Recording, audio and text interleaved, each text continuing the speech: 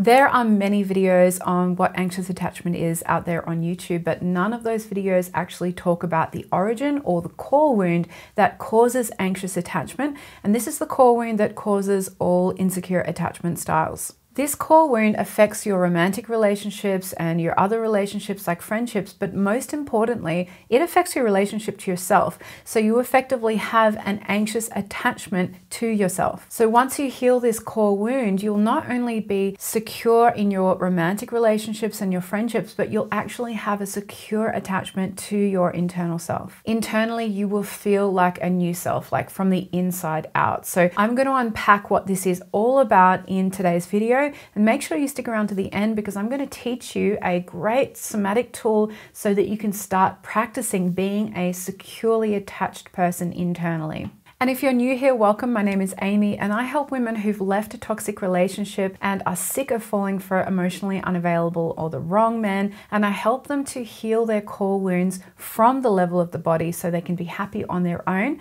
and their true authentic self in love. And if this sounds like you, please consider subscribing to my channel and click the bell notification so you get that notification when I post a new video every week.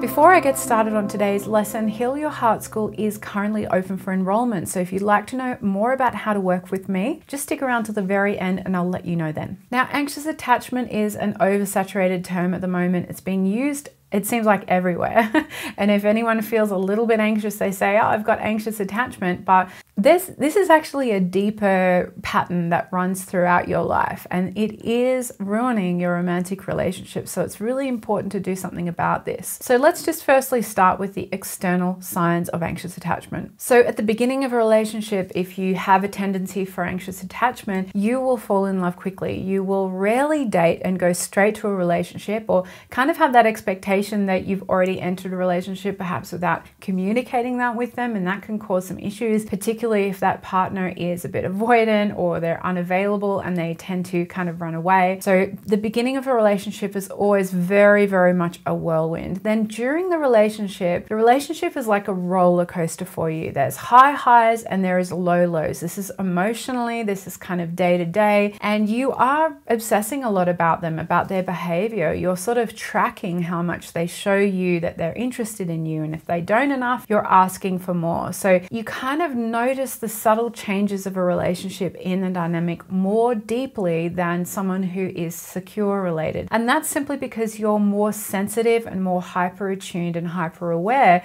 to what's going on in the relationship. And I'm going to explain why this is in a minute. When you go through a breakup, the breakup is this massive feeling of deep betrayal. Even if there's not been any cheating, the fact that the relationship is breaking down, you experience this as a massive, massive, massive loss, massive grief. So as you can see, the theme here is that there is a real sense of deepened, heightened emotions, whether they be highs or lows. Overall, if you tend to have an anxious attachment, you do struggle to be alone. You might be a serial monogamist where you leapfrog from relationship to relationship, and you might not get out of a current relationship until you have a new relationship to get into because you're so uncomfortable not being in one, uncomfortable being on your own. And you do have a tendency because of these behaviors to attract unhealthy relationships because you're wired to experience high highs at the beginning. If you attract someone who might have narcissistic tendencies or have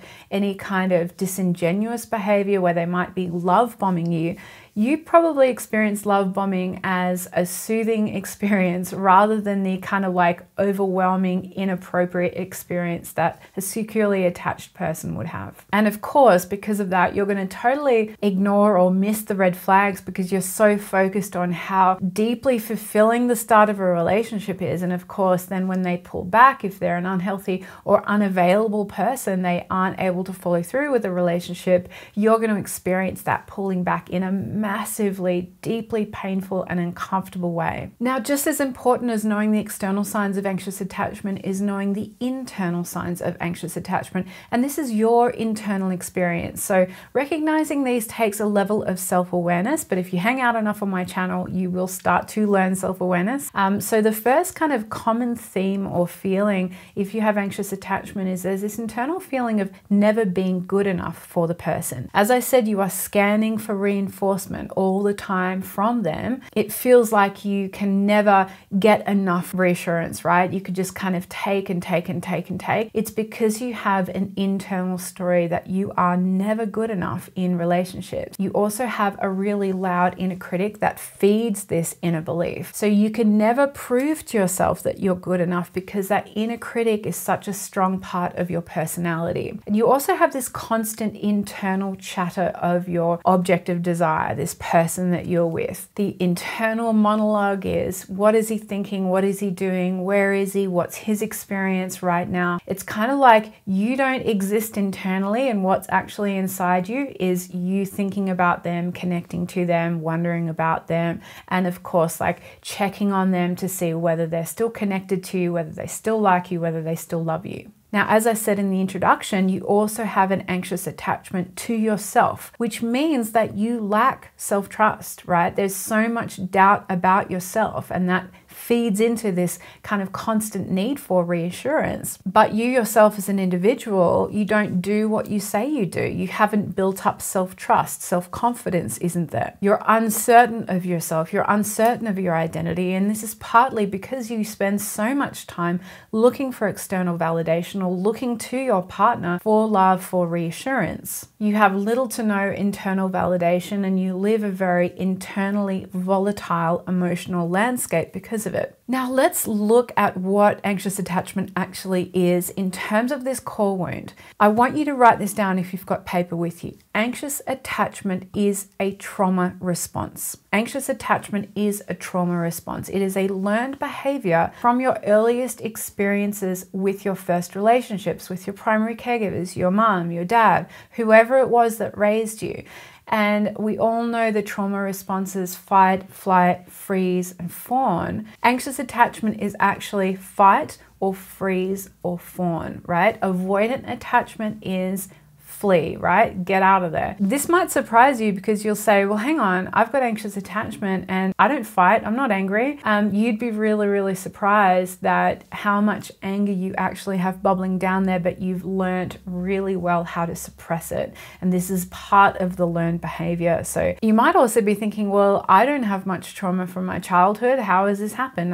Why is this a trauma response? There's a beautiful new definition out there of trauma by Gabor Mate of this concept of small t trauma. And this is from complex PTSD, where you have these micro moments where your needs weren't met enough. You weren't seen enough, heard enough, felt or connected to enough with a primary caregiver in your childhood. And you might have a happy, loving childhood from the outside, but actually on the inside, you felt lonely, you felt abandoned, you felt on your own, and you might have developed hypervigilance. So even if you didn't have a capital T trauma, which is an acute experience of trauma like divorce or a parent leaving the home or someone dying, we can have this really subtle form of trauma too that can cause us to develop anxious attachment. So anxious attachment is actually a part of your personality. It becomes who you are, and we kind of know no other ways, right, to be. This is just the way that we learn to relate. This is our blueprint. And this is not all bad, right? Like, I'm not saying that because you have anxious attachment or avoidant or all the other attachment styles that this is a bad part of who you are. This is just your makeup, and you can unlearn this behavior because it is a learned behavior.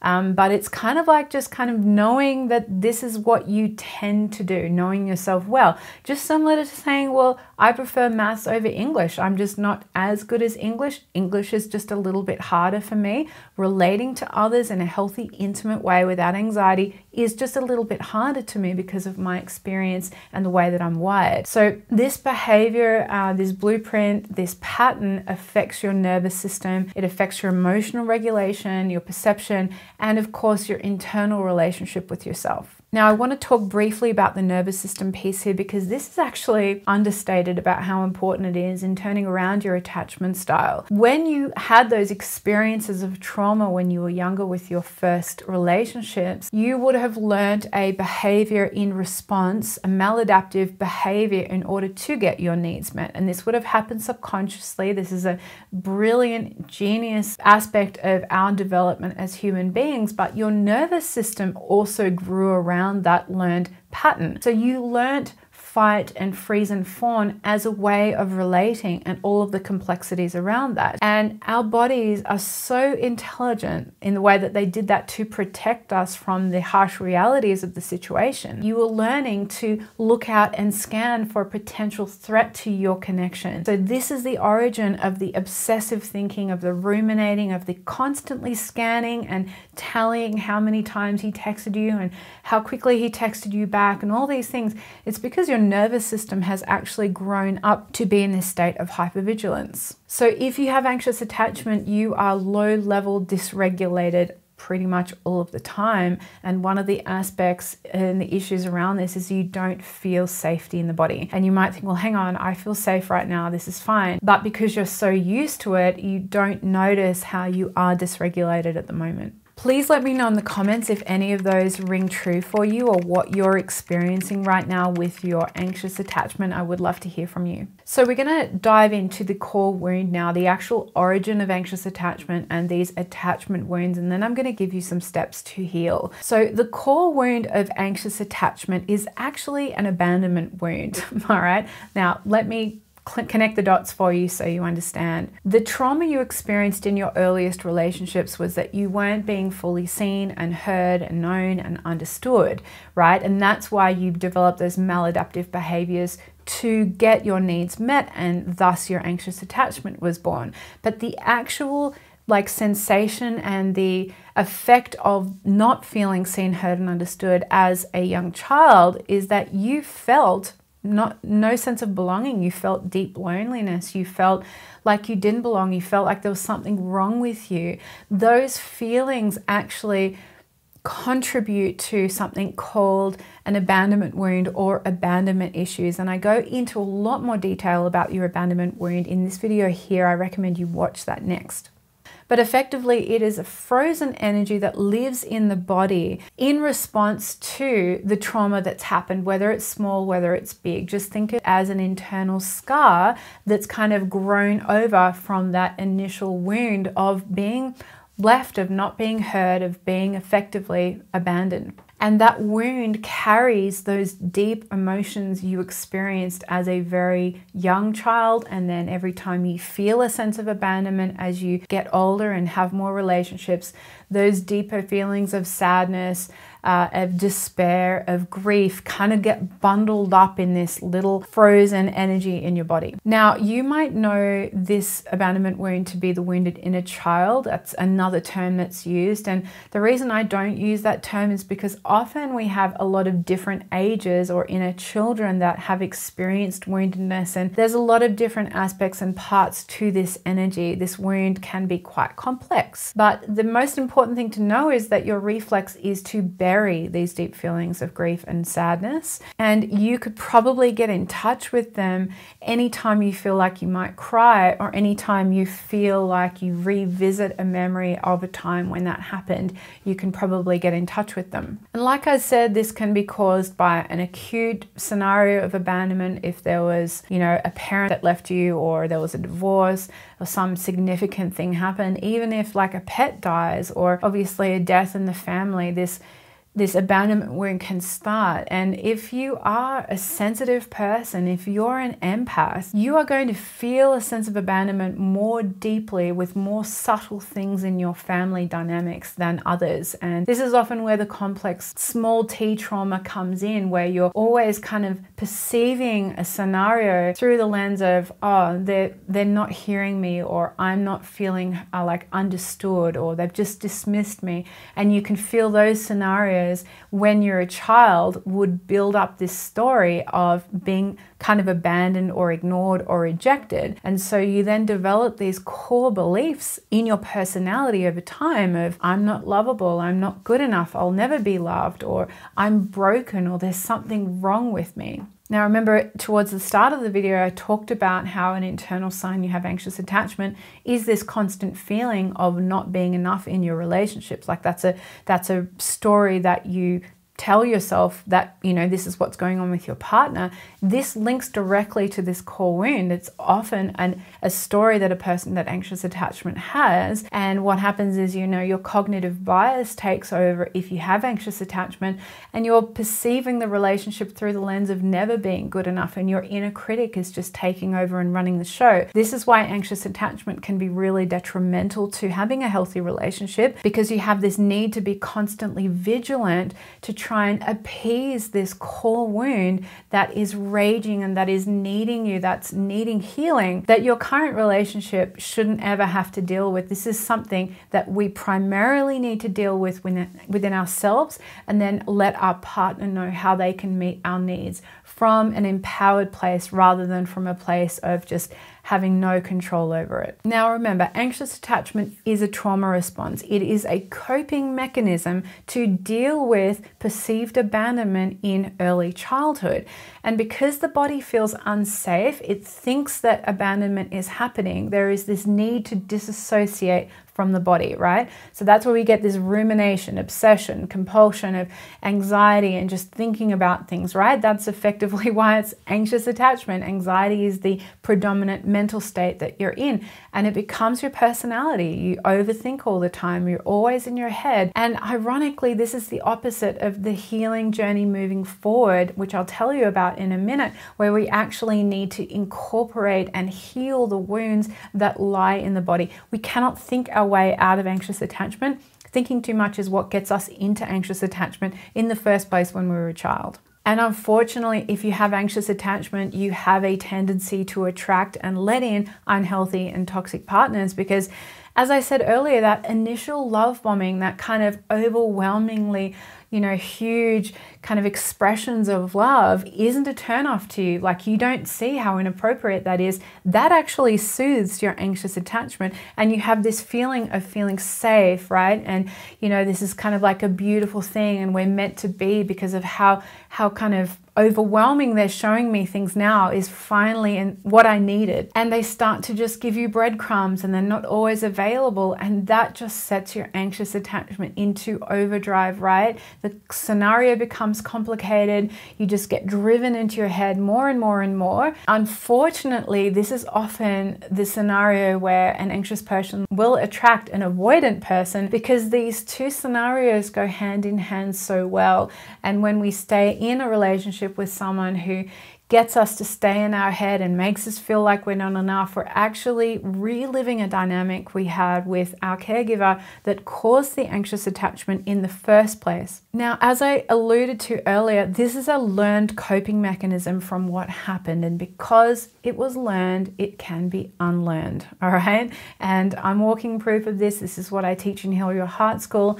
It can be unlearned if you do it in the right way. The tracks in the sand remain in my body. I am earned secure, but I have enough higher order thinking and enough awareness of what my tendencies towards anxious attachment are that I can pull myself back, and I have a support network if that happens too. So this term earned secure, I like to say learn secure. This is something you can learn as long as you do it in this specific way. So let's go through those steps now. So healing starts in the body. Like I said before, thinking too much, operating from the neck up is what got you into anxious attachment. You cannot think your way out of it. You cannot read your way out of it. You can't watch all the YouTube videos even. You can't even watch my video and completely heal from it. We have to learn these techniques in the body and learn embodiment and learn how to heal that. So I want to give you those steps now. So the first thing you need to learn how to do is to start feeling from where the abandonment wound lies in the body. And this is an uncomfortable thing to do because those emotions have been pushed down for a reason. They're difficult to feel. You don't want to feel them. But at the moment, they're a bundled up smush of, yucky, ugly feelings that bring you back to parts in your life that you just don't want to think about. You don't need to think about them. All you need to do is focus on the healing of the emotions in your body now. And you just want to pick away at a bit of an emotion here and a bit of an emotion there, right? We don't want to open up Pandora's box and totally overwhelm ourselves, flood our nervous system, get outside of our window of tolerance. No.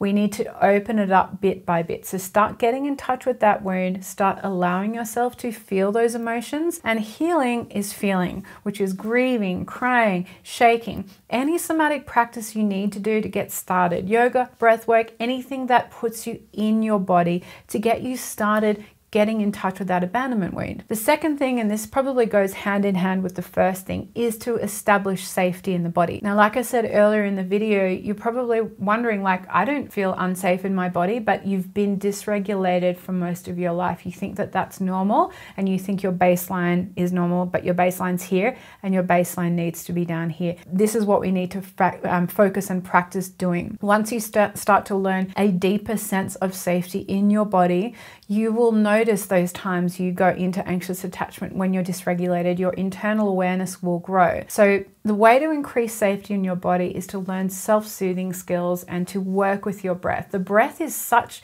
a beautiful portal into connecting to our body and becoming aware of our body. So allow yourself to get used to and just notice and track where your nervous system is during the day. Give yourself space in your interactions. So when you're like talking with other people that might dysregulate you, so just find ways that you can have space in those interactions, in those decisions, in that kind of communication with others. And make sure you do those embodied practices. They're going to change the game for you. So the third step is to learn this energy tool. And I want you to print out this chart that I have. And this is going to teach you how to start focusing on your emotions and whether you're in an expanded state or whether you're in a contracted state. Now, when we're in anxious attachment or a trauma response, we're in the contracted state and we're experiencing those contracted emotions. So whether you notice what emotion you're experiencing, what your internal dialogue is making you feel like, or what's actually the feeling sent in your body is, knowing this and tracking this is really important, as is moments of expansion, which safety will help you a lot with. But I like to think of moments of expansion as the opposite of triggers, this beautiful word glimmer, where you notice a glimmer of safety and of realness and of connection with yourself. You will actually feel expanded in the body. Your collarbone, your chest will open up, your breathing will become easily. And often for me, I feel this beautiful sensation that can go all the way down my back, of this kind of feeling of just openness and connectedness internally. So while you're doing your embodied practices, like just notice in your body when you're doing things that make you feel in this expanded way.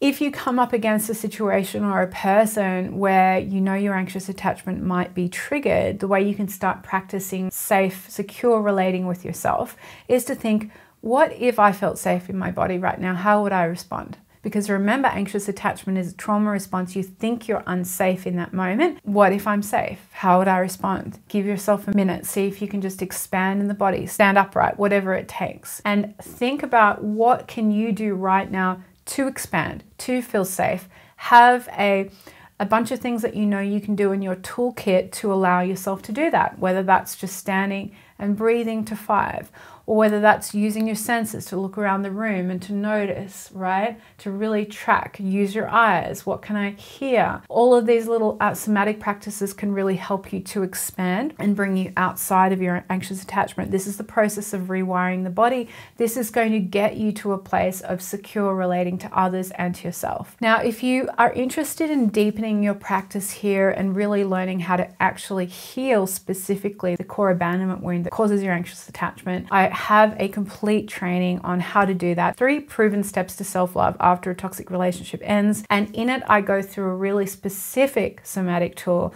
that does allow you to heal that abandonment wound. So you can click below to sign up and join that webinar. I would love to see you there. If you'd like to meet me in person too, I have a Facebook group. Just jump in there, join in there in the community. We do lives every week. And if you'd like to apply for Heal Your Heart School, I have a application link in the description below. Just click through, go onto my calendar and we will have a discovery call together. Comment below if you have any questions, any comments about the video today. It's always so helpful for me when you comment. And if you found this video helpful, please do click like to help this channel out, just to help it out in the algorithm a lot more. And here are some next step videos for you to watch to help you move one step closer to having a beautiful, beautiful, secure relationship to yourself and with your relationships. And for now, I'll see you in the next video.